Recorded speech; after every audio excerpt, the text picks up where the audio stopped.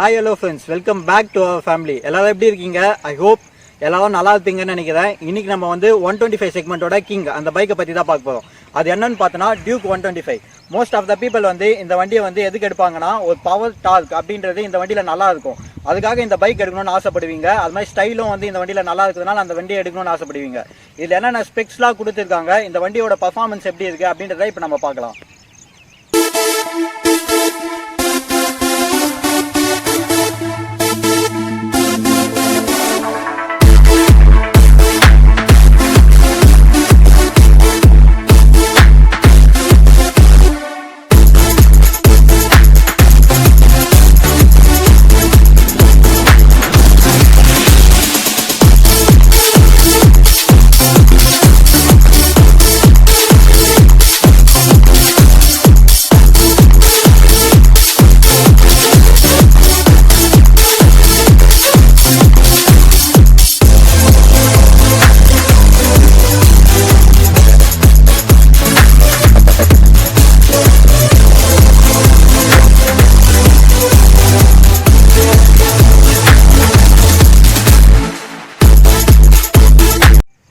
நம்ம எப்பயும் ஸ்டார்ட் பண்ணுறது மாதிரி பைக்கோட டிசைன்லேருந்து ஸ்டார்ட் பண்ணுவோம். இந்த பைக்கோட பாடி ஸ்டைல் என்னன்னு பார்த்தீங்கன்னா நேக்கட் ஸ்ட்ரீட் பைக் அப்படின்னு சொல்லுவாங்க. இந்த பைக்கோட டிசைன் வந்து ஸ்ட்ரீட் பைக்குக்கு என்ன அக்ரஷன் லுக்கு கொடுக்கணுமோ அதுக்கேற்ற மாதிரி வந்து இந்த பைக்கை வந்து டிசைன் பண்ணியிருக்காங்க. மோஸ்ட் ஆஃப் த பைக்கில் பார்த்தீங்கன்னா ஃப்ரேம் வந்து அந்த அளவுக்கு அட்ராக்டிவாக இருக்காது. இந்த பைக்கோட ஃப்ரேமே பார்த்தீங்கன்னா டிசைன் எலமெண்ட்ஸ்க்கு வந்து ஒரு ஆடட் அட்வான்டேஜ் ஆட்டம் கொடுக்குது. அதே மோஸ்ட் ஆஃப் த பைக்கில் பார்த்தீங்கன்னா பாடி கிராஃபிக்ஸ் வந்து அந்த அளவுக்கு இருக்காது.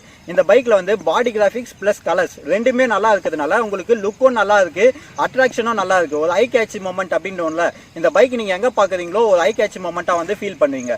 அந்த அளவுக்கு இந்த பைக்கோட டிசைன் வந்து ஃபீல் பண்ண வைக்குது நம்மளுக்கு.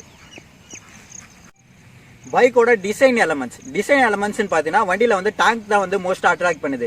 இந்த டேங்க் பார்த்தீங்கன்னா ஒரு மஸ்குலர் லுக் வந்து கொடுக்குது. நம்ம இங்கே வந்து சீட்டிங் பண்ணும்போது சரி, இந்த டேங்க்ல டக் பண்ணுறதுக்கு வந்து கொஞ்சம் ஈஸியாக கம்ஃபர்டபுளாக இருக்கிற மாதிரி இந்த டேங்க் வந்து டிசைன் பண்ணியிருக்காங்க. ஸோ இது ஒரு அக்ரஷன் லுக் வந்து நம்மளுக்கு ஆடட் ஆகுது. அதுமாதிரி வண்டியோட ஹெட்லைட்டோட டிசைன் பார்த்தீங்கன்னா ஒரு ஷார்ப்பான லுக் வந்து கொடுக்குது. ஸோ இதோட ஹெட்லைட்டும் பார்த்தீங்கன்னா உங்களுக்கு ஒரு டிசைன் எலமெண்ட்ஸில் வந்து ஃப்ரண்ட் லுக்கில் நீங்கள் பார்க்கும்போது டிசைன் எலமெண்ட்ஸில் ஒரு ஆடட் அட்வான்டேஜ் ஆட்ட கொடுக்குது. நெக்ஸ்ட் நம்ம பைக்கோட பில்ட் குவாலிட்டி அதை பற்றி பார்ப்போம். ஒரு பைக்கோட டிசைன் அடுத்தது நம்ம மெயினாக கன்சிடர் பண்ணுறது அப்படின்னு பார்த்தோன்னா பைக்கோட பில்ட் குவாலிட்டி தான். இந்த வண்டியோட பில்ட் குவாலிட்டி அப்படின்னு பார்த்தோன்னா ஃபுல் அண்ட் ஃபுல்லி வந்து ஃபைபர் பார்ட்ஸில் தான் மேனுஃபேக்சர் பண்ணியிருக்காங்க. ஃபைபர் பார்ட்ஸும் பார்த்தீங்கன்னா உங்களுக்கு ஐ கிரேட் ஃபைபர் தான் வந்து இந்த வண்டியில் வந்து கொடுத்துருக்காங்க. ஸோ இதோட குவாலிட்டி வந்து ரொம்பவே நல்லா இருக்கு. இந்த வண்டியில் ஏன் மெட்டல் பார்ட்ஸ் வந்து அந்த அளவுக்கு யூஸ் பண்ணல அப்படின்னு பார்த்தீங்கன்னா வண்டியோட வெயிட்டை வந்து மினிமைலாக வச்சுக்கிறதுக்காக இந்த வண்டியில் வந்து மெட்டல் பார்ட்ஸ் அந்த அளவுக்கு இன்க்ளூட் பண்ணல. ஏன்னா இந்த வண்டியோட ஃப்ரேமும் இன்ஜினும் வந்து பார்த்தீங்கன்னா உங்களுக்கு வெயிட்டை வந்து அதிகமாக கொடுக்குது. ஸோ அதுக்காகவே இந்த வண்டியில் வந்து மெட்டல்ஸ் வந்து அந்த அளவுக்கு இன்க்ளூட் பண்ணல. ஸோ பில்ட் குவாலிட்டி இஷ்யூஸ் வந்து இந்த வண்டியில் எதுவும் கிடையாது, நல்லா தான் இருக்கு இந்த வண்டியோட குவாலிட்டி. நெக்ஸ்ட் நம்ம பைக்கோட ஃப்ரேமை பற்றி பார்ப்போம். ஒரு பைக்கில் வந்து ஃப்ரேம் தான் மெயின் இம்பார்ட்டன்ட். ஏன்னு கேட்டிங்கன்னா அந்த பைக்கோட ஸ்டெபிலிட்டி இம்ப்ரூவ் பண்ணுறதுக்கும் சரி எல்லாத்துக்கும் ஃப்ரேம் தான் வந்து யூஸ்ஃபுல்லாக இருக்கும். இந்த பைக்கில் வந்து யூஸ் பண்ணியிருக்க ஃப்ரேம் என்னன்னு பார்த்தோன்னா ட்ரெல்லிஸ் ஃப்ரேம் வந்து யூஸ் பண்ணியிருக்காங்க. இந்த பைக்கோட ஃப்ரேம் வந்து ரொம்ப ஹார்டாக டியூரபிலிட்டியான ஃப்ரேமாகவும் இருக்குது. இந்த பைக்கில் வந்து வெயிட் மேனேஜ் பண்ணுறதுக்காகவே இந்த ஃப்ரேம் வந்து யூஸ் பண்ணியிருக்காங்க. அது மாதிரி ஏதாச்சும் ஆக்சிடென்ட் சுச்சுவேஷன் ஆச்சுனாலும் இந்த ஃப்ரேம் வந்து ஈஸியாக வந்து மாற்றிக்க முடியும்.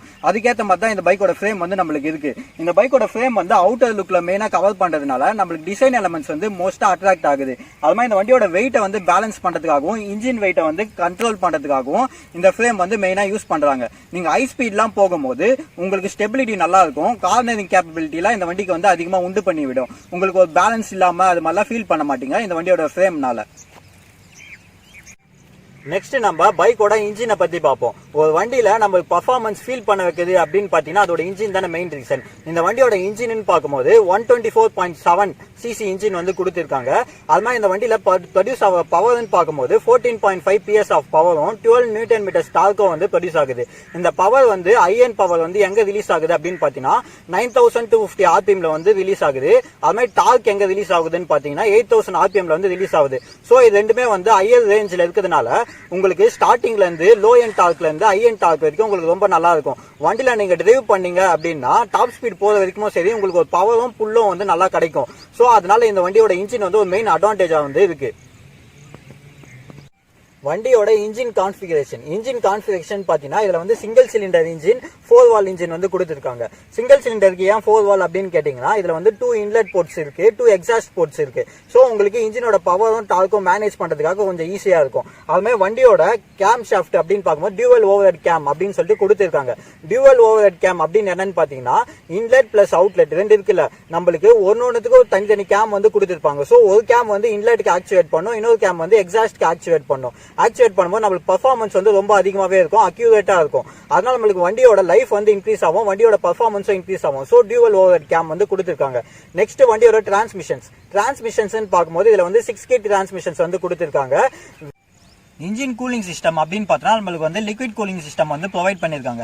லிக்விட் கூலிங் சிஸ்டம் எதுக்கு ப்ரொவைட் பண்ணிருக்காங்க அப்படின்னு பார்த்தா 125 செக்மெண்ட்லேயே பார்க்கும்போது இந்த வண்டியில வந்து அதிகமான பவரும் டார்க்கும் வந்து ரிலீஸ் பண்ணுது. ஸோ ஆப்வியஸா பார்த்தீங்கன்னா இந்த வண்டியில வந்து ஹீட் வந்து அதிகமாக இருக்கும். அதை வந்து கேரி அவுட் பண்றதுக்காக லிக்விட் கூலிங் சிஸ்டம் வந்து யூஸ் பண்ணிருக்காங்க. நம்மளுக்கு லிக்விட் கூலிங் சிஸ்டம் யூஸ் பண்றதுனால நம்ம கூலண்ட் ஆயில் வந்து ரெகுலரா சேஞ்ச் பண்ணிட்டே இருக்கணும். அப்பதான் உங்களுக்கு பார்த்தீங்கன்னா அந்த கூலிங்கை வந்து நெக்லெக்ட் பண்ண முடியும். ஸோ நீங்க கூலண்ட் ஆயில் வந்து ஓவரா யூஸ் பண்ணல அப்படின்னு பார்த்தீங்கன்னா உங்களுக்கு வந்து ஹீட் வந்து அந்த அளவுக்கு நெக்லெக்ட் பண்ண முடியாது. ஸோ அதனால பார்த்தீங்கன்னா இந்த வண்டியில வந்து லிக்விட் கூலிங் சிஸ்டம் வந்து ப்ரொவைட் பண்ணிருக்காங்க. ரேடியேட்டர்ல இருக்க லிக்விட் வந்து என்ன ஆகும்னா வண்டியோட இன்ஜின் ஃபுல்லா வந்து சர்க்குலேட் ஆகும். சர்க்குலேட் பண்ணும்போது என்ன ஆகும்னா மோஸ்டா பார்க்கும்போது கூலண்ட் வந்து ஹீட்டை வந்து அப்சர்வ் பண்ணிட்டு போகும். அப்படி அப்சர்வ் பண்ணிட்டு போயிட்டு அதை வந்து கூல் பண்ணதுக்காக ரேடியேட்டர் வந்து கொடுத்துருக்காங்க. 125 செக்மெண்ட்லேயே பார்த்தீங்கன்னா ஃபியூவல் இன்ஜெக்டர் சிஸ்டம் யூஸ் பண்ண பைக்குன்னு பார்த்தீங்கன்னா இந்த பைக் தான். ஏன் ஃபியூவல் இன்ஜெக்டர் சிஸ்டம் யூஸ் பண்ணியிருக்காங்க அப்படின்னு பார்த்தீங்கன்னா ஃபியூவல் இன்ஜெக்டர் வந்து ரொம்ப அக்யூரேட்டாக இருக்கிறதுனால நம்மளுக்கு பவரும் டார்க்கும் வந்து ரொம்ப இன்க்ரீஸ் பண்ண முடியும். அதை அட்டைன் பண்ணுறதுக்காக நம்மளுக்கு இந்த வண்டியில் வந்து ஃபியூவல் இன்ஜெக்டர் வந்து யூஸ் பண்ணியிருக்காங்க. ஃபியூவல் இன்ஜெக்டர் யூஸ் பண்ணுறதுனால என்ன ஆகும்னு பார்த்தீங்கன்னா உங்களுக்கு எலக்ட்ரானிக் கண்ட்ரோல் யூனிட்ஸ் வந்து அதிகமாகுதுனால நீங்கள் அதை வந்து மெயின்டெனன்ஸ் காஸ்ட்டும் வந்து உங்களுக்கு அதிகமாக இருக்கும். நீங்கள் வந்து ஹை மெயின்டெனன்ஸ் பண்ணுற மாதிரி வந்து வண்டியில் வந்து கன்சிடர் ஆகும். பைக்கோட சீட்ஸ்ன்னு பார்க்கும்போது நம்மளுக்கு வந்து ஸ்பிளிட் சீட்ஸ் தான் வந்து ப்ரொவைட் பண்ணியிருக்காங்க. ஸ்பிளிட் சீட்ஸ் வந்து பார்க்கும்போது ரைடருக்கு வந்து ரொம்பவே கம்ஃபர்டபுளாகவும் இருக்கு. அது மாதிரி நீங்கள் ரைடர் வந்து உட்காரும் போது பார்த்தீங்கன்னா உங்களுக்கு வந்து லெக் டக் பண்ணும் போது ரொம்பவே ஈஸியாக இருக்கு. அது மாதிரி பில்லியன் சீட் அப்படின்னு பார்க்கும்போது நம்மளுக்கு வந்து ஃபேமிலி ரைடர்ஸ் வந்து போகிறோம் அப்படின்னா கொஞ்சம் கம்ஃபர்டபுளாக ஃபீல் பண்ண மாட்டீங்க. அதே ஒரு யங்ஸ்டர்ஸ் அது மாதிரி போகும்போது ரொம்பவே நல்லா இருக்கும். சீட்ஸ் வந்து ரொம்பவே நல்லா இருக்கு. நெக்ஸ்ட் நம்ம பைக்கோட சீட்டிங் பொசிஷனும் சீட்டிங் கம்ஃபர்ட்டை பற்றி பார்க்கலாம். சீட்டிங் பொசிஷன் வந்து நம்மளுக்கு பார்க்கும்போது நேக்கட் ஸ்ட்ரீட் பைக்கில் எப்படி இருக்கணுமோ அதுக்கேற்ற மாதிரி தான் இருக்குது. உங்களுக்கு நேக்கட் ஸ்ட்ரீட் பைக்கில் ஒரு அக்ரெசிவ் லுக் எப்படி கொடுக்குமோ அதுக்கேற்ற மாதிரி லுக்கு வந்து தருது. அது மாதிரி உங்களுக்கு ஹேண்டில் பார்ஸ்ன்னு பார்க்கும்போது சிங்கிள் பீஸ் ஹேண்டில் பார் கொடுத்துருக்கனால உங்களுக்கு கார்னரிங் பண்ணும்போதும் சரி டிராஃபிக்கில் போகிறதுக்கும் சரி ரொம்பவே யூஸ்ஃபுல்லாக இருக்குது. அது மாதிரி வண்டியில் வந்து ஸ்பேஸ் வந்து ரொம்ப கிட்ட இருக்கிறதுனால உங்களுக்கு ஈஸியாக வந்து இருக்கு. ஷார்ட்டாக இருக்கு இந்த ஹேண்டில் பாஸ் வந்து உங்களுக்கு வந்து ஹேண்டில் பண்ணுறதுக்கு. அதான் வண்டியோட ஹைட் வந்து பார்க்கும்போது உங்களுக்கு 818 mm இருக்கிறதுனால ஷார்ட்டர் ரைடர்ஸ்னால கொஞ்சம் ஹேண்டில் பண்ணுறதுக்கு கொஞ்சம் கஷ்டமா இருக்கும். மற்றபடி வந்து வண்டி ஓவராலாக நல்லா இருக்கு.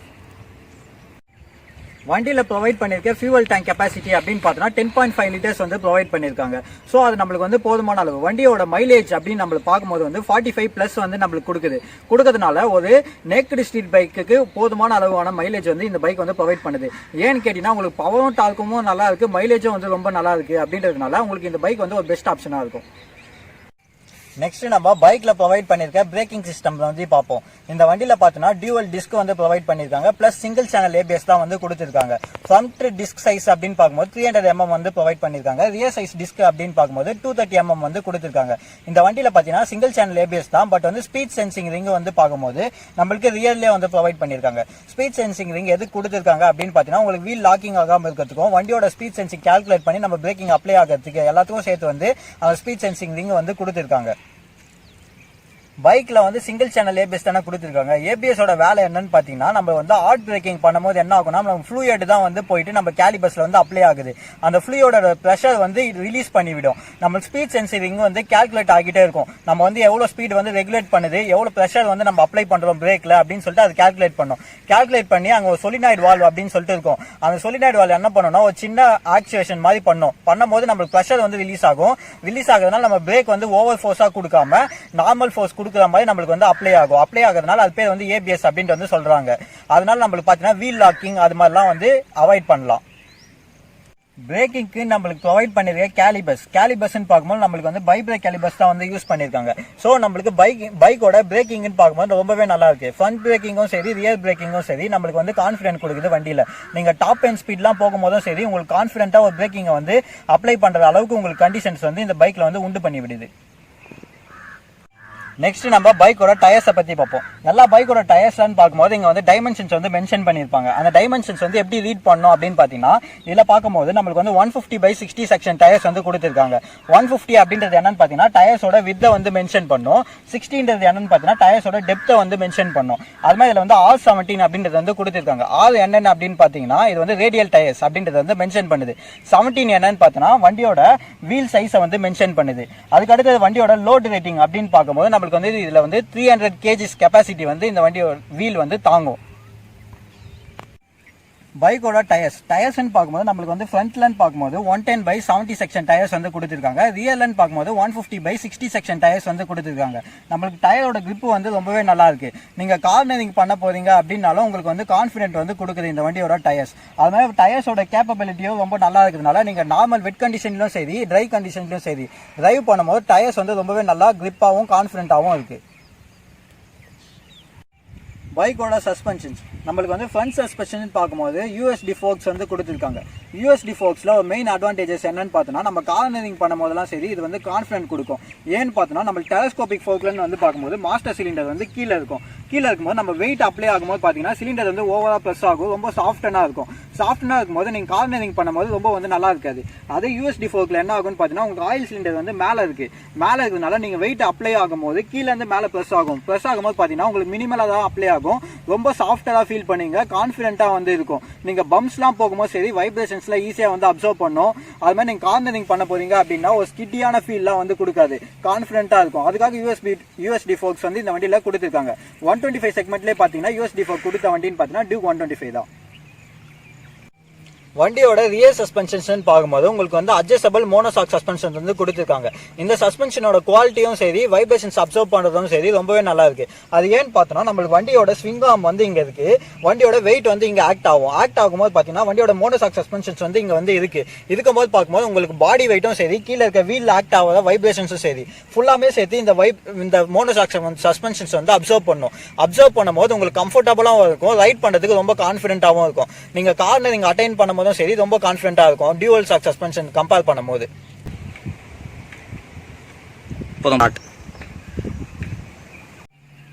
இப்போ நம்ம வண்டியோட ஸ்விங் ஆர்ம் பத்தி பார்ப்போம். இந்த பைக்லோட ஸ்விங் ஆர்ம் அப்படின்னு பார்க்கும்போது அலுமினியம் ஸ்விங் ஆர்ம் வந்து கொடுத்துருக்காங்க. இந்த ஸ்விங் ஆர்ம் மெயினா எதுக்கு அப்படின்னு பார்த்தோம்னா வண்டியோட ஸ்டெபிலிட்டி வந்து இம்ப்ரூவ் பண்றதுக்காக கொடுத்துருக்காங்க. ஸ்டெபிலிட்டி எப்படி இம்ப்ரூவ் ஆகும் அப்படின்னு பார்க்கும்போது நம்ம ஸ்விங் ஆர்ம் வந்து ரியர் வீல்ல இருந்து கனெக்ட் ஆகுது பார்த்தீங்கன்னா சென்டர் ஆஃப் கிராவிட்டினால சென்டர் ஆஃப் த ஃப்ரேம்ல வந்து கனெக்ட் ஆகுறதுனால நீங்க கார்னரிங் பண்றீங்க அப்படின்னா பாடியோட ரியர் வீலோட வெயிட்டை வந்து பேலன்ஸ் பண்ணி நம்ம வண்டியை வந்து ஸ்டெபிலிட்டியா இம்ப்ரூவ் பண்றதுக்காக அது வந்து ஹெல்ப்ஃபுல்லா இருக்கும். அது எப்படி ஹெல்ப்ஃபுல் ஆகும் அப்படின்னு பார்த்தீங்கன்னா வண்டியோட சஸ்பென்ஷனும் சரி சென்டர் ஆஃப் கிராவிட்டி பொசிஷன் அங்கே இருக்கிறதுனால நீங்க ஓவரா கார்னரிங் பண்றீங்க அப்படின்னா உங்களுக்கு வீலை வந்து பேலன்ஸ் பண்ணி ஓவரால் பாடி வெயிட்டை வந்து கண்ட்ரோல் பண்ணும். அதுக்காக தான் மெயினா பார்த்தீங்கன்னா ஸ்விங் ஆர்ம் வந்து ரொம்ப நல்லா இருந்தாதான் வண்டியோட கார்னரிங்கும் இம்ப்ரூவ் ஆகும். நீங்க நார்மல் ரைடிங் பொசிஷன் ரேஷ் டிரைவ்லாம் பண்ணும் பாத்தீங்களா, அது மாதிரி பண்ணும்போது உங்களுக்கு கான்ஃபிடன்ட் கொடுக்கறதுக்கு அது ஹெல்ப்ஃபுல்லா இருக்கும். பைக்கோட எக்ஸாஸ்ட்னு பார்க்கும்போது நம்மளுக்கு இந்த வண்டியில் வந்து அண்டர் பெல்லி எக்ஸாஸ்ட் வந்து கொடுத்துருக்காங்க. இந்த அண்டர் பெல்லி எக்ஸாஸ்ட்னாலே பார்த்தீங்கன்னா மோஸ்ட்டாக இந்த வண்டி வந்து கவர் ஆச்சு. மோஸ்ட் ஆஃப் த யங்ஸ்டர்ஸ் வந்து அட்ராக்ட் ஆனது பார்த்தீங்கன்னா இந்த எக்ஸாஸ்டோட சவுண்டுக்காக தான். இந்த அண்டர் பெல்லி எக்ஸாஸ்ட் எப்படி எடுத்துட்டு வந்திருக்காங்க அப்படின்னு பார்த்தீங்கன்னா வண்டியோட எக்ஸாஸ்ட்லேருந்து இன்ஜினுக்கு பின்னாடியே வந்து நோட் எடுத்துட்டு வந்து அண்டர் பெல்லியில் வந்து எடுத்துட்டு வந்திருக்காங்க. ஸோ இது ரொம்ப அட்ராக்டிவாக இருக்கும். வண்டியோட நோட் எக்ஸாஸ்ட் சவுண்டுன்னு பார்க்கும்போது ரொம்பவே நல்லா இருக்கும். பீட் சவுண்ட் வந்து இப்போ நீங்கள் கேட்டு பாருங்க.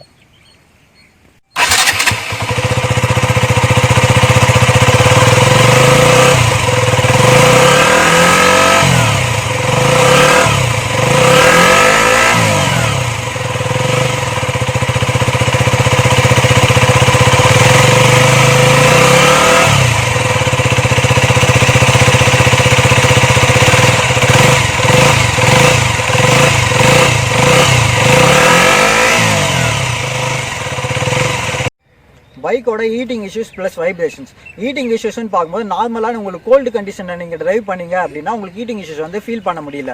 அதே நீங்கள் வந்து சம்மரில் டிரைவ் பண்ணுறீங்க அப்படின்னா உங்களுக்கு டிராஃபிக் கண்டிஷன்ஸ்லும் சரி வண்டி ஒரு அட்லீஸ்ட் ஒரு 10 கிலோமீட்டர்ஸ் டிரைவ் பண்ணும்போது உங்களுக்கு வந்து ஹீட்டிங் இஷ்யூஸ் வந்து ஃபீல் ஆகுது. லெக்கில் ஹீட்டிங் இஷ்யூஸ் வந்து இந்த வண்டியில் நல்லாவே தெரியுது உங்களுக்கு.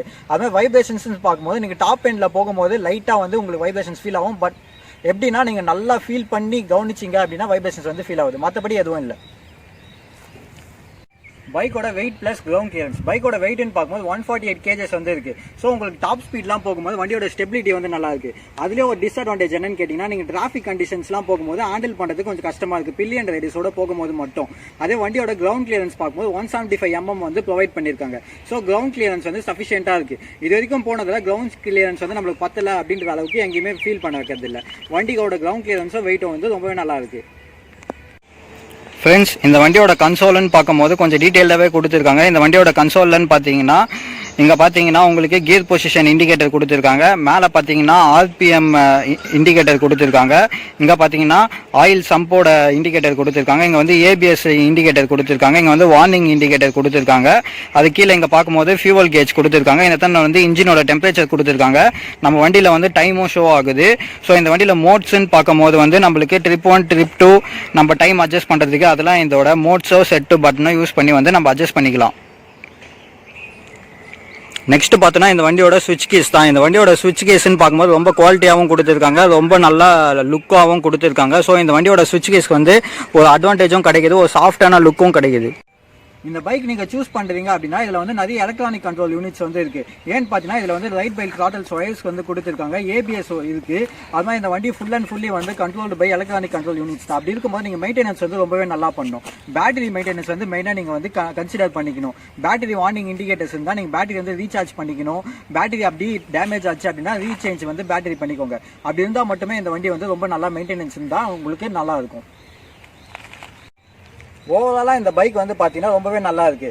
இந்த பைக்கில் வந்து நிறைய அட்வான்டேஜஸ் இருக்கு. என்னன்னு பார்த்தீங்கன்னா இந்த வண்டியோட ஹேண்ட்லிங்காக இருக்கட்டும், சீட்டிங் பொசிஷனாக இருக்கட்டும், சீட்டிங் கம்ஃபர்ட்டாக இருக்கட்டும், இந்த வண்டியோட சஸ்பென்ஷன்ஸ், பிரேக்கிங் எல்லாமே வந்து ரொம்ப சூப்பராக இருக்கு.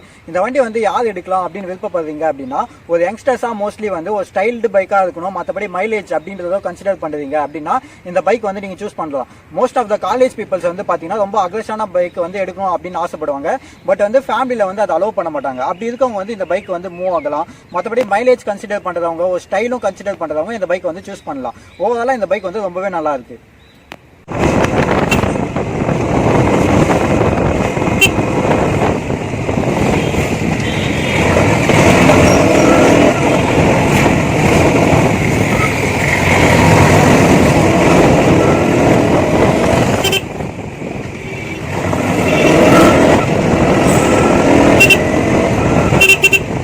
ஓகே ஃப்ரெண்ட்ஸ், டியூக் 125 என்னை பொறுத்த வரைக்கும் ஒரு மிட்ரேஞ்ச் பைக்குக்கு ஒரு நல்ல செக்மெண்ட்டான பைக்கு.